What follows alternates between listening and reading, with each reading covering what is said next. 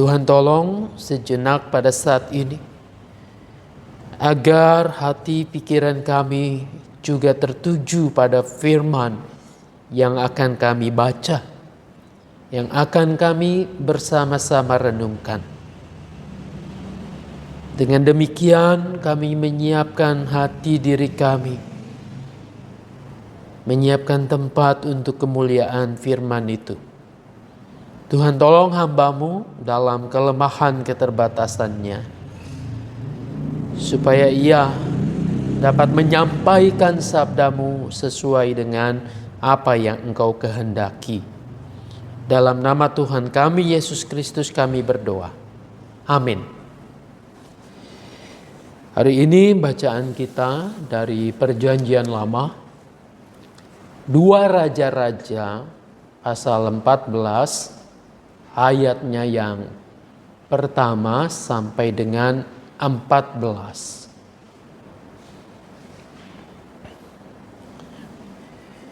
Kita akan belajar dari seorang raja, Raja Yehuda, namanya Amazia.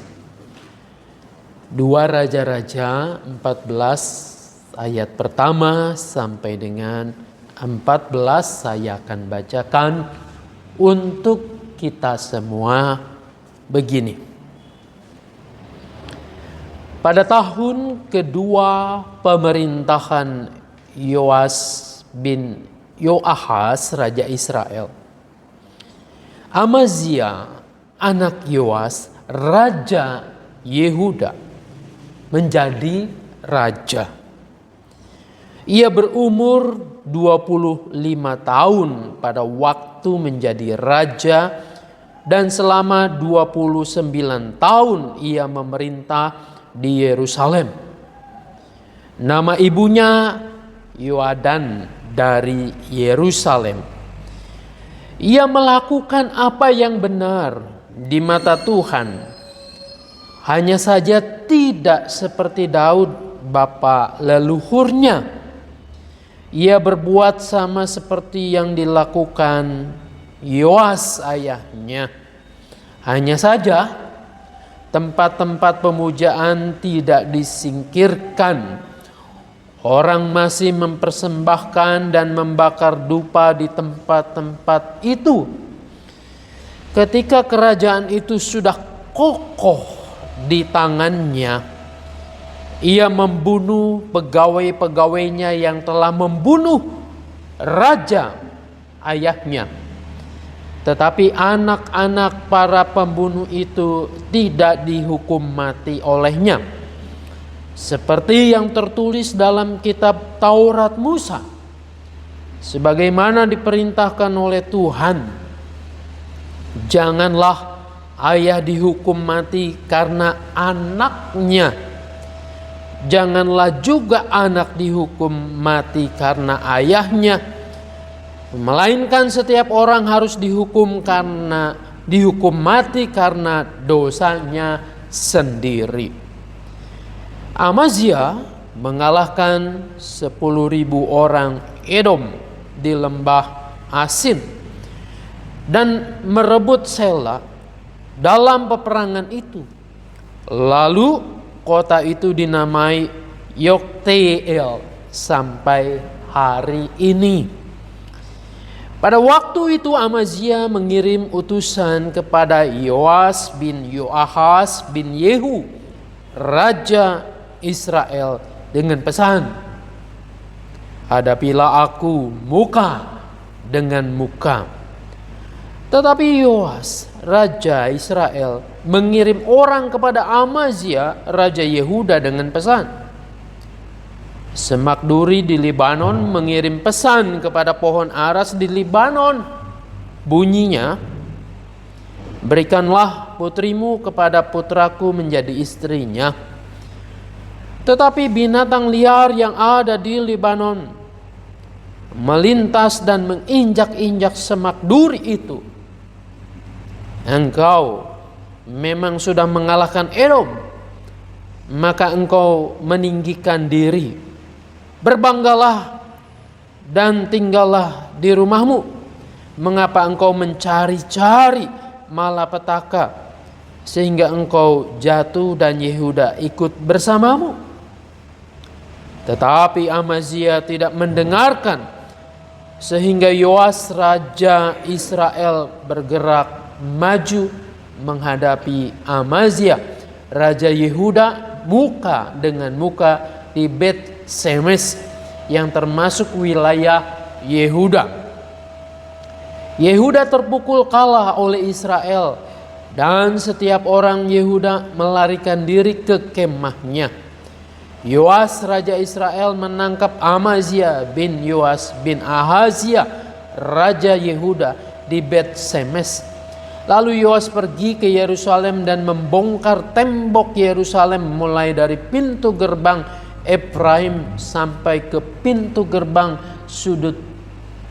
400 hasta panjangnya. Ia mengambil semua emas dan perak, segala perlengkapan yang terdapat dalam rumah Tuhan dan perbendaharaan istana raja serta para sandera. Kemudian ia pulang ke Samaria. Sampai di sana yang berbahagia yang mau mendengarkan firman Allah, memelihara tentu dengan melakukannya. Haleluya. Bapak Ibu yang dikasihi dan mengasihi Tuhan Yesus, kalau seseorang pernah melakukan sesuatu yang awalnya dipandang sulit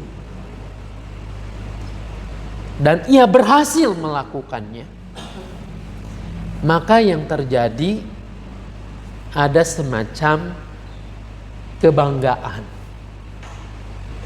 Sepak bola misalnya ya, terakhir ini Indonesia sangat bangga sekali dengan para pemain timnasnya yang bisa lolos ke putaran ketiga sepak bola, menaikkan kebanggaan, kepercayaan diri, pede, boleh-boleh saja.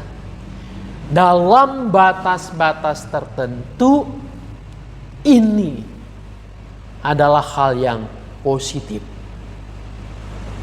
Tapi lebih dari itu, kita akan bisa melihat kebanggaan yang berlebihan, kesombongan yang tidak terkendali, maka justru akan menghancurkan diri sendiri.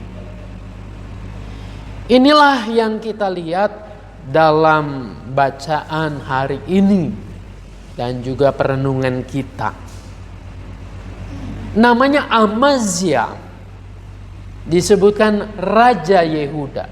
Mungkin kita bingung ya, kok ada Raja Yehuda, ada pula Raja Israel.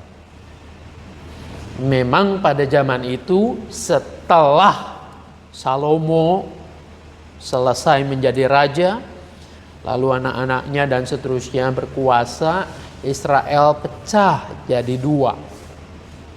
Ada yang disebut Israel Utara, yang kita sering dengar disebut Samaria, dan ada Israel yang di peta itu di bawahnya, Yehuda. Nah, ini yang ibu kotanya Yerusalem. Namanya menarik kalau kita telusuri. Amazia, Amaziahu, kurang lebih itu lapal mereka. Artinya apa Amaziahu ini? Artinya adalah JHWH, Adonai, Maha Kuasa. Ya. Atau bisa juga disebutkan dikuatkan. Ini orang dikuatkan oleh Adonai, oleh JHWH itu. Jadi nama Amazia mau mengingatkan sebetulnya baik pada diri orang itu maupun orang-orang Yehuda, hanya karena kekuatan Tuhanlah bahwa orang tersebut bisa melakukan ini dan itu, bahkan bisa berkuasa, bukan karena dirinya sendiri. Amazia ini raja ke-9, Raja Yehuda. Diceritakan tadi itu sebagaimana para pemimpin-pemimpin besar, penguasa-penguasa dunia ini tidak serta-merta kekuatannya itu langsung hebat. Bapaknya Amazia ini dulu adalah raja juga, tapi sayangnya dibunuh oleh para pemberontaknya, pegawai-pegawainya itu disebutkan. Nah, ketika Amazia naik tahta menjadi raja umur berapa? Umur Jigo 25, masih relatif muda. Ya mungkin Hendrik lebih dari 25 ya. Lebih muda dari dia. Masih muda sekali. Maka dia mulai menata kekuasaannya. Saya kira di titik ini sesuai dengan namanya, maka ia yakin betul kalau Tuhanlah yang memberi kekuatan, yang menolong dia untuk naik tahta jadi raja ini. Nah, dalam tahun yang kedua, mulailah dalam kekuasaannya itu dia bersih-bersih nih. Dulu orang-orang yang mengkhianati bapaknya, yang membunuh ayahnya ini, dia tangkap dan dihukum mati. Tapi ada baiknya juga bahwa Amazia memperhatikan hukum Tuhan, hukum Musa. Kalau seorang ayah berbuat salah, yang dihukum mati itu adalah ayahnya. Jangan anaknya, cucunya, semua akhirnya dibunuh. Enggak demikian. Jadi betul awal-awalnya Amazia ini adalah orang yang taat kepada hukum Tuhan. Dikatakan, dijelaskan dalam ayat yang kita baca tadi. Mulanya ia menuruti hukum Tuhan. Namun sayangnya ketika ia bertambah kuat, kekuatannya semakin hebat, maka disitulah lambat laun ketergantungannya kepada Tuhan. Telinganya untuk mendengar suara Tuhan itu makin lama makin pudar. Nah, ini terjadi ketika ia mengalahkan Edom. Ya, Edom itu sudah lama menjadi musuh besar orang Israel maupun orang Yehuda. Disitulah sebetulnya kecongkakan ini mulai terjadi. Ayat Alkitab kita mengatakan Edom itu merupakan sebuah wilayah yang cukup besar, yang sudah kuat. Namun dengan pasukannya itu Amazia bisa mengalahkan Edom, bahkan menawan atau membunuh 10.000 pasukan. Banyak sekali pada zaman itu. 10.000 dibantai habis di sana. Kalau kita baca bandingannya 2 Tawarik pasal 25, di sana kita bisa membaca juga. Tidak hanya 10.000 itu yang ditewaskan, yang dibunuh oleh pasukan Amazia, tetapi 10.000 lagi orang-orang Edom itu diangkut jadi tawanan.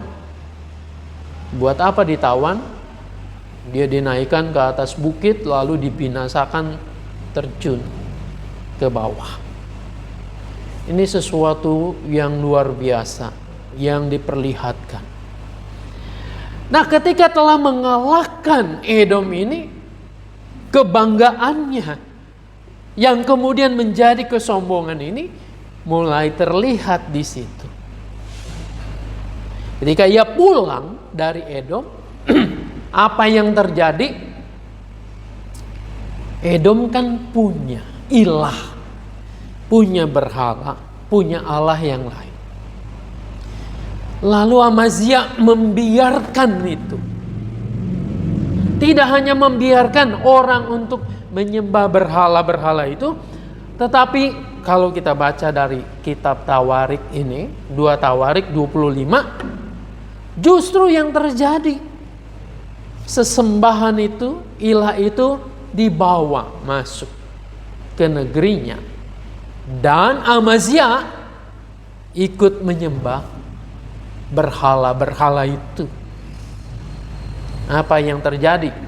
Tuhan mengingatkan melalui hambanya. Tidak dituliskan siapa hambanya, tetapi mengingatkan, Amazia, engkau telah melakukan hal yang keliru, yang salah di hadapan Tuhan. Kenapa engkau sujud menyembah berhala itu? Apa yang dilakukan Amazia? Apakah ia mendengar teguran itu? Sama sekali tidak. Yang dilakukan Amazia yang mengatakan, hei kamu yang mengatakan itu, siapa yang mengangkat kamu jadi penasihat raja? Lalu orang ini yang mengingatkan itu diancam untuk dibunuh. Bayangkan ya, kalau orang sudah mulai sombong, sudah mulai menganggap apa yang dilakukan dirinya, prestasi yang dilakukan oleh dirinya itu adalah usahanya sendiri, maka ia tidak akan mendengar. Meskipun itu adalah sesuatu yang benar, sesuatu yang baik. Kadangkala kita pun seperti itu. Ketika kita telah melakukan ini dan itu dan berhasil, ada orang yang mengingatkan kita tentang mungkin kekeliruan kita, kesalahan kita. Kita akan mengatakan, siapa lu? Siapa yang mengangkat kamu? Siapa yang mengizinkan kamu jadi penasehatku? Lihatlah buktinya, keberhasilanku, kesuksesanku. Bukankah itu yang dilakukan Amazia? Lihatlah, aku telah mengalahkan Edom. Aku telah membantai tentaranya 10.000. 10.000 lagi juga ditawan. Nah itu kan keperkasaan, kehebatanku. Tidak hanya itu yang dilakukan oleh Amazia. Tapi Amazia menantang Yoas, raja Israel itu. Kurang lebih, kalau bahasa saya sehari-hari, apa yang dilakukan oleh Amazia ini? Yoas, mari kita berantem. Kita adu tenaga kita. Kurang lebih begitu. Apakah Israel adalah musuh bebuyutan? Kan mereka adalah satu keturunan juga.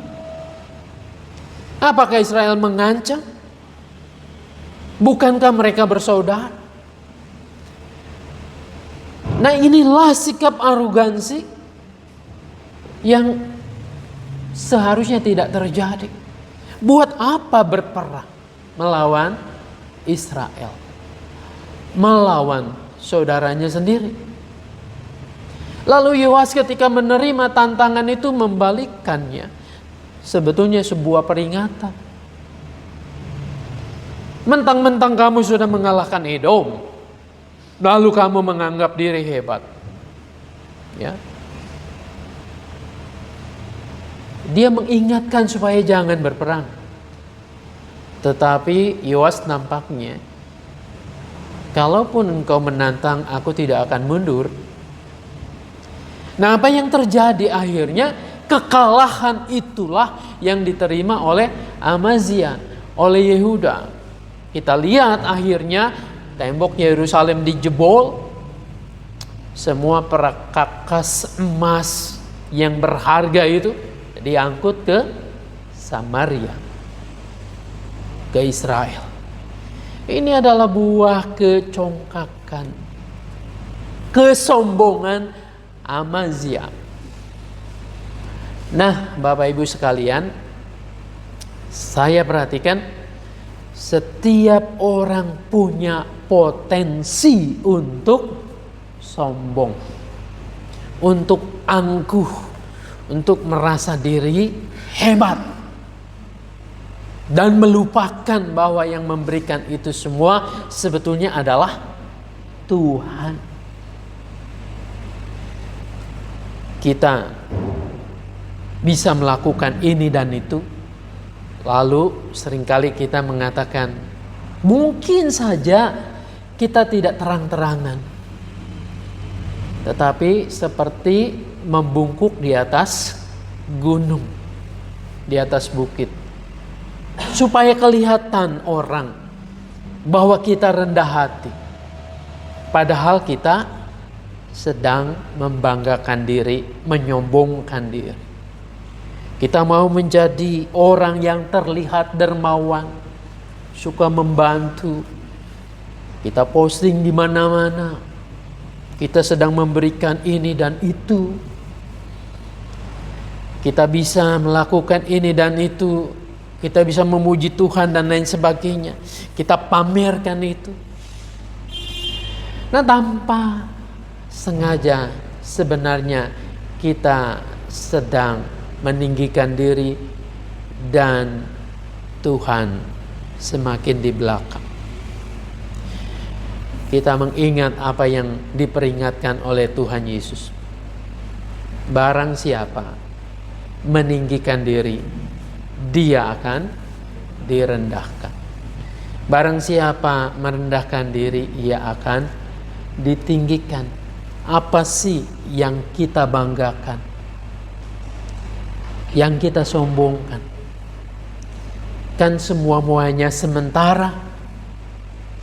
Kecantikan kita sementara, kegantengan kita juga demikian, kepandaian kita paling hanya puluhan tahun, selanjutnya kita juga akan pikun.